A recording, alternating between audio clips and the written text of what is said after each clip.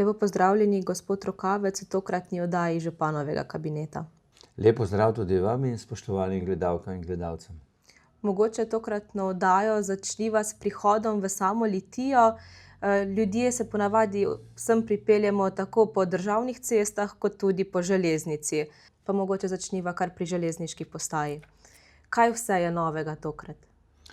Ja, železniška postaja dobiva kar že zelo končno podobo svoje prenovitve.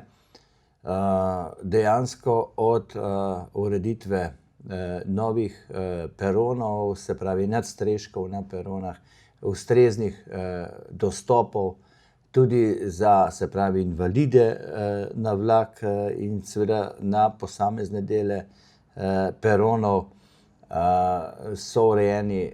Poleg tega pa je seveda v zaključni fazi skorajda že popolnoma urejen parkirišče, na katerem že tudi parkirajo uporabniki železniške postaje.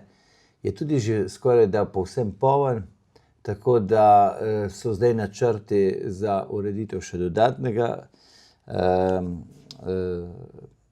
parkirišča, ki bi bil tako imenovano več uporaben, ne samo za potrebe železniške postaje, ampak tudi ker je lokacija zraven nogometnega igrišča oziroma ob nogometnem igrišču, tudi za potrebe tega športnega parka.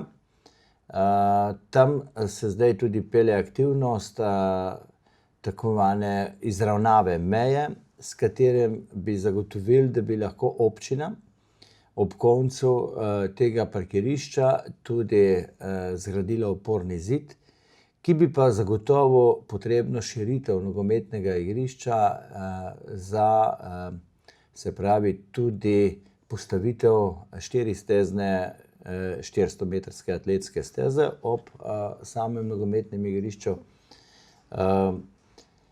Dočim, kar se tiče postaje, pa je poleg parkirišča tudi že v zaključni fazi ureditev izvozne poti proti Hofer-Tušu.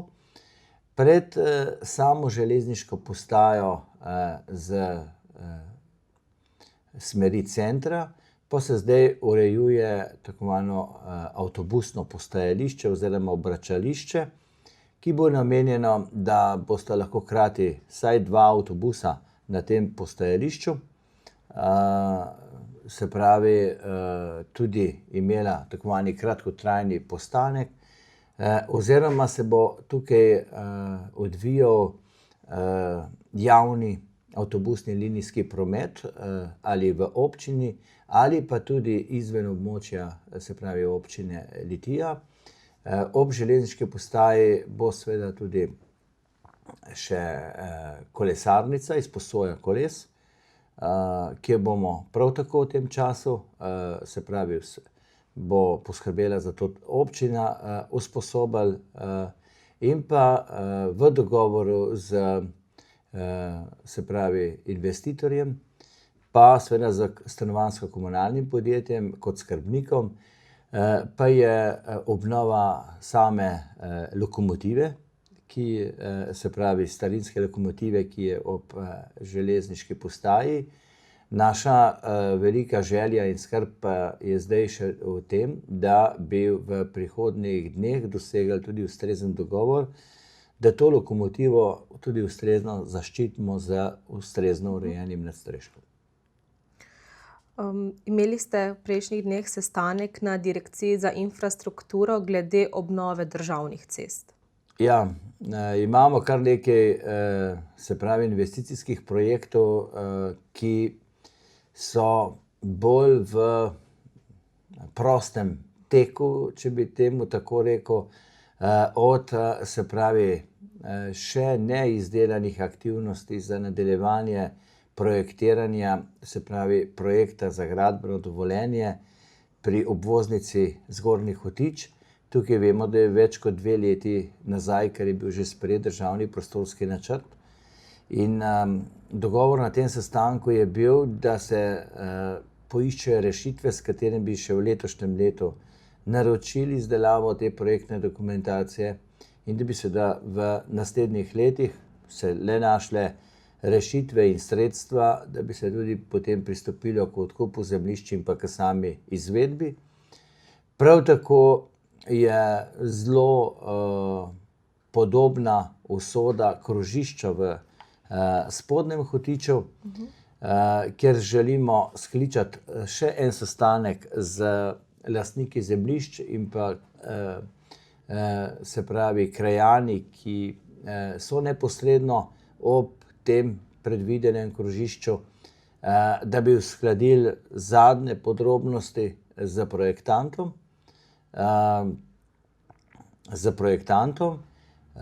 Seveda želimo tudi, da bi nadaljevali z projektom obvoznice Litija, da bi čim prej se pripravila, se pravi sklep za potrditev te najboljše variante in za sprejem sklepa o začetku izdelave državnega prostorskega načrta za obvoznico Litija. Pomembno je, da smo za obvoznico Gabrovka sprejeli podrobnejši prostorski načrt, ki ga je vodila občina. Zdaj tudi tukaj računamo na to, da se bodo nadaljevale aktivnosti pa na Direkciji za infrastrukturo v smeri naročila projekta za pridobitev gradbenega dovoljenja.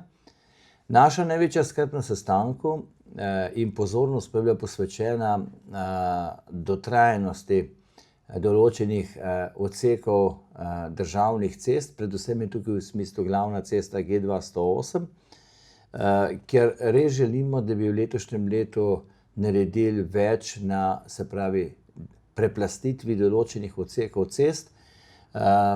Naša ocena je, da bi to morali storiti vsaj na približno v letošnjem letu 2 kilometra in vsaj v prihodnjem letu tudi 2 kilometra in tako tudi nadaljevati, če želimo, da bomo ustrezno izboljšali možno, se pravi, varnost te cestne povezave, ki je za nas ključnega pomena za prestolnico.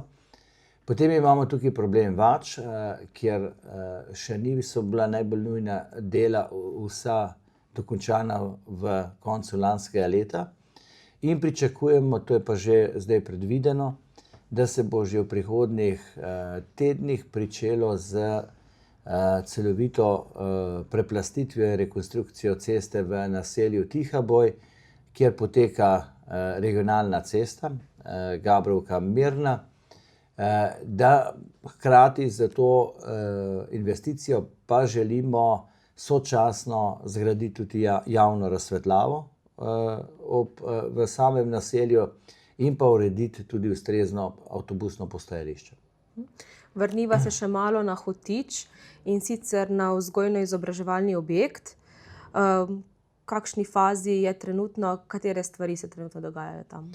Ja, zdaj je bil dosežen tudi dogovor o načinu upravljanja šole, sprejet in že pač oblikovan sklep o upravljavcu. To bo osnovna šola Gradec. V sodelovanju z drugimi uporabniki, ki so predvsem še potem vrtec Litija in pa krajevna skupnost Hotič z posameznimi društvi. V teh dneh se že, se pravi, intenzivno pričenja montaža opreme. Želimo si, da bi ta oprema bila do meseca aprila tudi do konca zmontirana in da bi v tem času lahko, se pravi, pripravili vse potrebno, da bi dejansko šoloobvezni otroci in potem tudi vrtec z aprilom ali pa v začetku aprila pričeli se pravi, da bi se preselili v novo šolo in začeli s poukom. Ta čas pa bi želeli še, da zaključimo tako imenovani portal pred vhodom šole, dočim zunanja ureditev pa je v delni fazi, se pravi, predlogov za ustrezno preprojektiranje otroškega igrišča, športnega igrišča, ki bi služilo k temu, da bi lahko v spomladanskih mesecih objavili razpis in do najkasneje do konca šolskega leta izbrali izvajalca del, da bi le-ta med počitnicami izvedel še ostala zunanja dela. Na Dolah pri Litiji imajo že sezidan prizidek gasilskega doma. Zakaj bo služil, kako sedaj naprej? Ja, na Dolah je dejansko prišlo že pred leti do enega zelo racionalnega dogovora.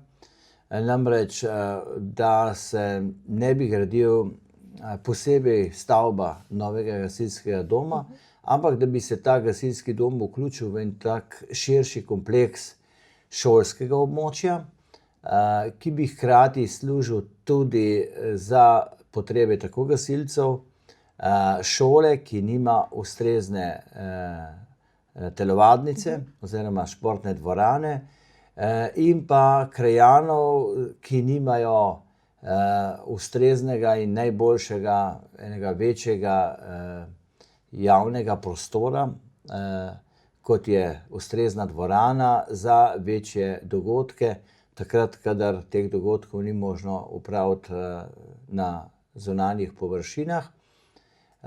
Zato smo v, se pravi, neposredni bližini šole poiskali rešitev, ki zagotavlja racionalno rešitev, se pravi, kletni prostori bodo namenjeni v površini 400 kvadratnih metrov za potrebe gasilstva oziroma gasilskega društva, 3 garaže, potem so tukaj še ena pisarna večja za tudi možne sestanke, nekaj še pomožnih površin. Je tisto, kar zadostuje potrebam delovanja gasilskega društva. V pritličju pa je predvidena na tej površini, se pravi v drugem etaži, prostor za samo to večnamensko dvorano oziroma telovadnico, ki bo seveda povezana tudi z šolo in ki bo predstavljala to potrebo po ustrezni prostorih za športno dejavnost in telesno vzgojo 9-letke in pa seveda potreb družabnega in ostalega življenja krajanov. Zdaj, gasilci, moram reči, da smo se dogovorili v lanskem letu za način, kjer so sami pristopili k tej investiciji. Vrednost tega dela samo gasilskega doma je ocenjena na približno 460 tisoč evrov. Občina je sofinancirala v višini 300 tisoč evrov.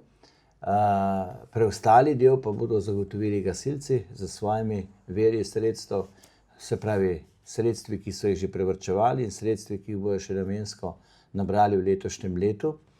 Naša skrb pa je v tem, ker je že tudi pridobljeno enotno gradbeno dovoljenje tudi za zgornji del, da poskušamo v letošnjem letu poiskati ustrezen vir sredstev in še do konca tega leta, najkasneje po začetku prihodnjega leta, pristopiti tudi k nadaljevanju investicije, s tem, da bi potem lahko omogočili, da bi tudi čim hitreje lahko gasilci dejansko začeli uporabljati svoj prostor. Mi pa seveda potem, da po, se pravi, zagotovitvi prostorov, se pravi za potrebe šole, tudi zagotovitev in opremo za delovanje te večnamenske dvorane. Takratne poplave so prizadele kulturni center. Vemo, da je bilo sanirano najnujnejše zelo hitro, da sedaj poteka delo nemoteno, vendar je adaptacija kulturnega centra še kako potrebna. Kako se stvari premikajo tukaj? Ja, že takrat po poplavah se je najprej pristopili k tisti najbolj nujni sanaciji, da se je čim hitreje lahko omogočilo nadaljnje delovanje kulturne dvorane in pa samega kulturnega centra. Seveda zavedajoč se temu, da pa nismo naredili potrebnih ukrepov še za večjo odpornost, se pravi, te dvorane na poplave. Vemo, da je treba ustrezno spremeniti konfiguracijo in ureditev samega parterja dvorane. In ta je tisti del, ki je predmet, se pravi, tudi ukrepov po sanaciji po poplavah, potem sanacijo samega dela odra in pa tega dela samega vhoda v kulturno dvorano. Seveda smo mi potem pripravili ustrezno projektno dokumentacijo, jo posredovali na Državno tehnično pisarno in v teh dneh smo dobili pozitiven odgovor, se pravi pozitivno soglasje na to rešitev. Zdaj zagotovo pa bodo aktivnosti šle v dveh smereh. En del, ki je vezan na poplavo, in drugi del ukrepov, ki so še dodatne potrebni ukrepi za celovito ureditev kulturnega centra. Zagotovo bomo najprej zdaj pohitrili z postopki za pridobitev pravice gradnje. Še v letošnjem letu naložili smo vodstvu javnega zavoda, da se pravi nadaljuje z tako pridobivanjem ustrezne projektne dokumentacije, kot drugih ukrepov za to, da bi čim hitreje lahko tudi pridobili potrebna sredstva za sofinanciranje te obnove in potrebnih ukrepov. In jaz si nadejam, da bi še v letošnjem letu ali pa najkasneje v začetku prihodnjega leta lahko tudi pristopili k sami izvedbi oziroma ukrepom, ki bi zagotovili odpornost tudi tega infrastrukturnega objekta pred poplavami. Se mogoče že kaj ve, kako je s financiranjem? Ja, naša ocena je, da je to pozitivno soglasje zagotovo ena od ključnih, se pravi, rešitev, da si lahko nadejamo sofinanciranje v večjem, v glavnini potrebnih sredstev. Seveda je bilo pa izjemnega pomena to, da smo že pred predložitvijo v oceno Državni tehnični pisarni sami ocenili, kaj je lahko predmet sofinanciranja in kateri ukrepi pa jih ne moremo zagovarjati, pa tudi ne jasno opredeliti, da so lahko posledica poplav. Zato smo razdelili projekt na, se pravi, dve fazi. Na tisto fazo, ki je nesporna glede poplav, in temu primerno bomo tudi zdaj z ostalimi aktivnostmi skupaj z javnim zavodom za kulturo, mladino in šport nadaljevali. Pred nami je prvi marčevski vikend, ki bo tokrat obarvan pustno. Prav tako tudi tukaj v Litiji tradicionalni karneval se približuje. Ja, tako kot je tradicija, Litija vedno zapusta pripravi karneval, kar je prav. Letos je sicer pozno, šele v mesecu marcu, pa kljub vsemu zagotovo so že dogodki, ki naznanjajo karneval in pa pust, že v teku v samem mestu. Tako od raznih razstav tukaj na občini, v muzeju in v kulturnem centru, pa vse do, se pravi, ocenjevanja krofov, ki bo na Debeli četrtek, in pa potem kot glavnino dogodkov na pustno soboto, kjer bo pa res cel dan živahno, najprej z otroškim živžavom že dopoldan ob 10. uri, in potem z osrednjo karnevalsko povorko, ki bo ob 15. uri, ter potem po koncu karnevala tudi samo razglasitvijo najboljših skupin. Prijav je že veliko, tako da mislim, da bo letos karnevalska povorka res kar dolga. Predvsem pa želimo potem zaključiti tudi pestro soboto tudi z zabavnim programom, ne, se pravi tudi z pustnim rajenjem in pa se pravi nastopajočimi in Servus in pa ostalimi nastopajočimi. Tako da vljudno vabljeni na pusta oziroma na pustni karneval v Litijo. Gospod župan, najlepša hvala za vse te informacije. Hvala tudi vam in vse dobro gledalkam in gledalcem.